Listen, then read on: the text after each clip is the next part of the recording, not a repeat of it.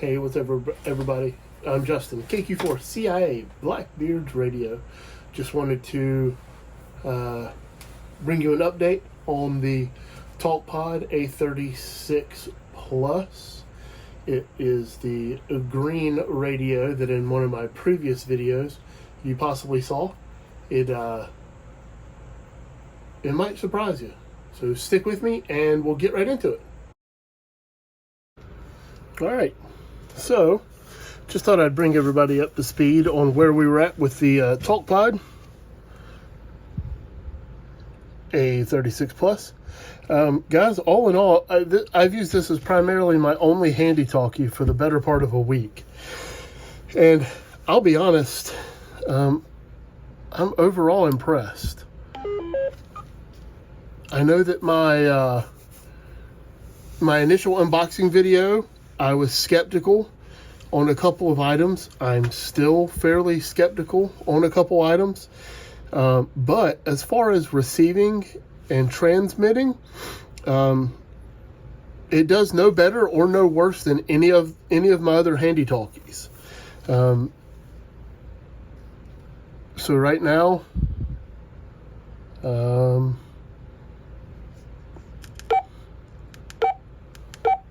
can see it has dual banks, AB. You can go to frequency mode by pressing and holding the green button. You can see down here the transmit lights up. Oh gosh, I was way out of frame, sorry. But you can see right there the transmit bar. I have the antenna off, so I'm not actually transmitting any distance, but I really like the colored screen display. When you receive, this bar also illuminates with how strong the signal strength is. We can go back to channel mode. One of the neat things about it is this radio is already in the latest update of Chirp. So you can program it from a laptop, which is 100 times easier. Anybody that's had to fight through setting up channels with a repeater in a handy talkie with offsets and PL tones knows that it's way more complicated than just saving. So being able to use Chirp or some other type of proprietary software or non-proprietary software is great. One of the big things that I do recommend, the programming cable that comes with the radio is actually requires you to download the software from China to use their programming cable. Their driver system for that USB cable comes from a Chinese website. I do not recommend that, and that's nothing more than the security of your computer. I'm not saying that the TalkPod group has any malice in their heart, but a lot of malware is actually embedded in some of those soft-coded items like that. So you just want to be cautious. The soft keys on this are programmable. I call these soft keys. They're just the side. This is the push to talk on the left-hand side. These two soft keys are programmable. Right now, one touch takes me to the FM radio, which is something that is not unique to this radio. But I will say the FM receive function on this radio is probably the best out of my Yaesus or my Baofangs. I'm extremely impressed. You can press and hold, and it'll open it up for squelch. That's just how I have it programmed. For me, the top button also turns on the radio. I did this intentionally. That way, in case I hear a weather alert or something on my phone, I can immediately switch over to one of my local actual radio stations and hear what's going on.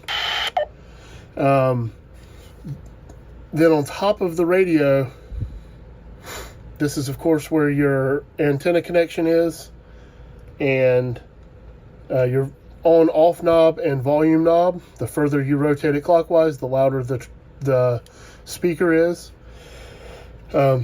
I have this programmed to be my weather station. So this is the closest weather station to me. Not receiving anything right now without the antenna.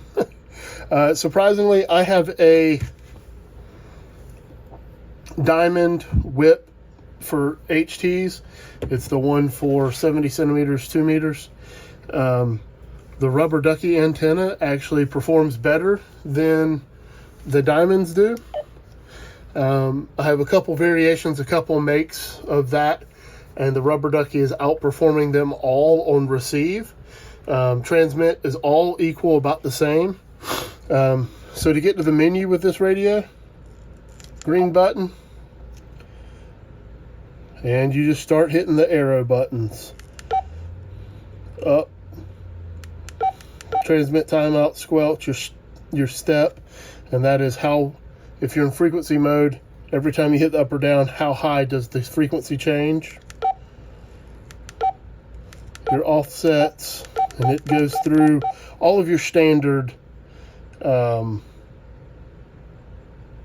handy-talky menu functions.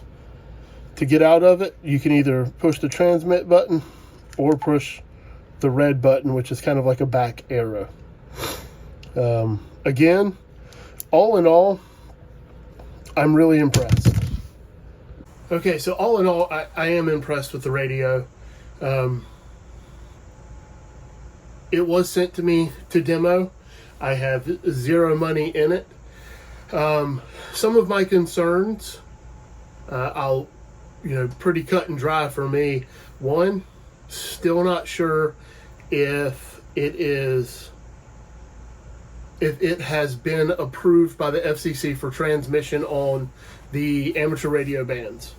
It has been for GMRS. I can find documentation there. I can't find anything for ham radio. So maybe it has, maybe it hadn't. If that's a deal breaker for you, that's an obvious don't buy it. If that's not a deal breaker for you, you do you. I'm going to live my life, you live your life. Can you justify buying this radio over a Baofeng? There's a couple scenarios where yes you can. For the vast majority of people, no.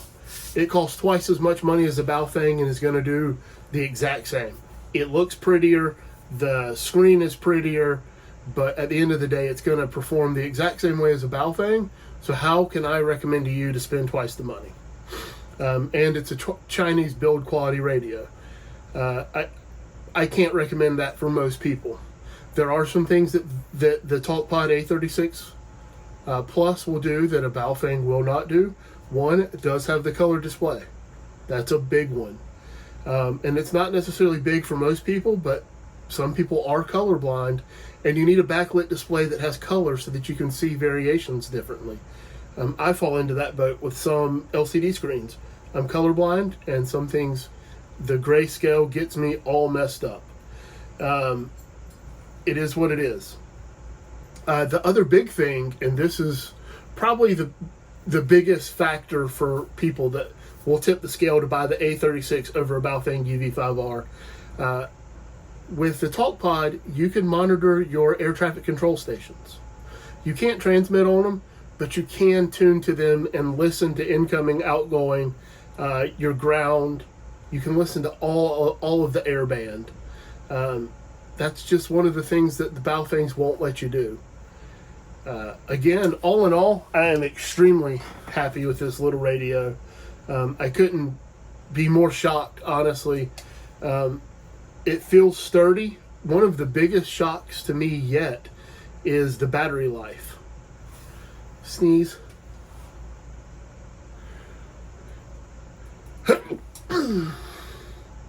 Ooh, bless me. So, like I was saying, one of the biggest things to me that is still a shock is the battery life. I have left this, I turned the screen on, so the screen is on 24/7, it doesn't turn off. And I have left this in a passive mode to where it's just listening. I hadn't transmitted much, and then just left it on my desk while I work, or driven around town for hours. And about 5 hours of just receiving, the battery only drops down to 2/3. So it loses 1/3 of battery power in 4 to 5 hours without transmitting. That's pretty huge. I've used this radio a bunch tinkering and playing, and the battery life just is absolutely astonishing. Another key differential for me that I love about this radio that is not on a lot of other radio manufacturers, the battery. The battery's plug and play. Hold on, I'm going to find a battery.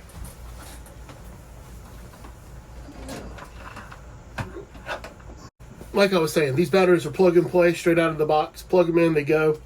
One of the really neat things about this battery is the direct USB-C port. You don't have to charge their batteries through the radio. You can do it completely independent. It's a standard USB-C port. It has a illuminated red and green LED. When the radio is charging, it illuminates red. When it's fully charged, it's green, just like you would expect. I think that's a big deal. This is a Baofeng battery, has to be charged in a cradle. Has to. So if you need to charge a battery, you have to bring the cradle with you. That not necessarily a huge deal unless you're doing stuff with Aries, or you're actually mobile, or you're moving around, or maybe your local amateur radio club is helping provide comms for a race or parade or something in your community, and people's batteries start to die. Not just Baofeng. Here's a Yaesu for a 7D. Same thing. I can't independently charge the batteries without a cradle. I can direct charge the radio through a cord, but I have to charge it through the radio body. There's actually a separate DC-in plug in a Yaesu. So the only way I can charge this battery standalone is through the charging base. To me, that's the better system is the way that TalkPod did it. You either charge it through a cradle with the battery like this, or you make the battery charging independent of the radio. If the circuitry on battery charger goes bad, or the internal port on your radio where you would plug in the cable goes bad, well, now you can't charge your battery at all, unless you have a standalone charger. So I like it a lot. I really do. Again, it's impressed me. I'll continue to use it. I honestly, I'm shocked. When I first received this and I was messing with it the first day or so, I questioned whether or not this would just become a decoration on my shelf. Honestly, I have plans to continue to use this. My club has a fox hunt coming up in another month and a half or so, and this will be the radio I plan on using for our fox hunt because of some of the features that I can do on this radio, and how small, light, and compact it is. If those features are enough to win you over, then spend the extra $30 and buy it. If they're not, if you don't care about your battery charging only being, not having to have a charging cradle, and you don't want to listen to air traffic control, I don't recommend buying that radio. All in all, I am still very happy with this radio. I will continue to use it. I don't know when I'll stop. I'm shocked and I'm happy. So again, if you want to listen to air traffic control, or you want individually charged batteries, I highly recommend it. Or if you just don't mind spending a little bit extra money for a smaller radio with a color display, I highly recommend it. Anyways, I'm Justin, KQ4 CIA, Blackbeard's Radio 73.